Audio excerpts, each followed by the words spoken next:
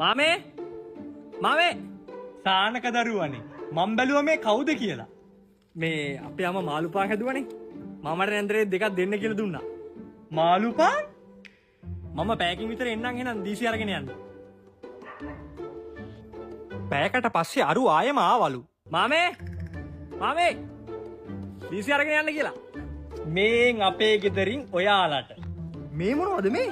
ඩෝනට්ස්?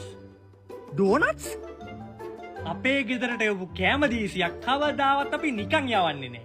ආයි පුළුවන් තරම් කෑම ජාති දාලා කට කැපෙන්න පුරවල යවන්නේ. ඒ කියන්නේ පිඟානේ ඉඩ තිබ්බනම් තව ඩෝනට්ස් දානවද? ඔව් ඔක ඉඩ තිබුණේ දෙකයිනේ දාන්න. නැත්තම් මං තව පුරවනවා.